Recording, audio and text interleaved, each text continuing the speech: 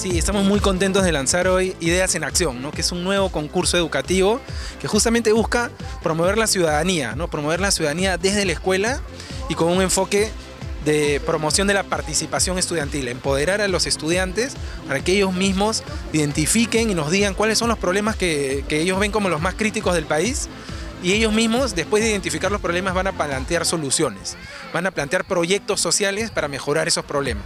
Este lanzamiento me llena a mí de mucha emoción porque al fin se da una oportunidad de poder nosotros los adolescentes ser agentes de cambio y promover ideas y proyectos participativos los cuales inspiren y contribuyan a la mejora de nuestro entorno, de nuestra sociedad.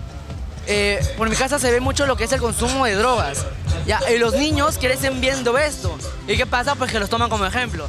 Lo que nosotros queremos evitar es esto, que se sigan creando estereotipos, ya, como en este caso vemos, y nuestras ideas en acción nos da la oportunidad de plantear proyectos que nos van a servir demasiado para poder cambiar la realidad en la que vivimos. En la actualidad estamos viviendo problemas tanto de drogadicción, de pandillaje, de discriminación, de bullying. Todos estos factores no están ajenos a nosotros y qué mejor que nosotros los adolescentes planteemos soluciones y el ministerio nos brinde esta oportunidad de poder manifestarnos y hacernos frente a todo esto. Si es a través de una plataforma virtual, que es ideasenaccion.pe, donde los chicos, como les gusta mucho y son nativos digitales, todo lo que es web, van a desde ahí plantear sus proyectos, desde ahí hacen las votaciones, se dan retroalimentación, hay foros virtuales, chats.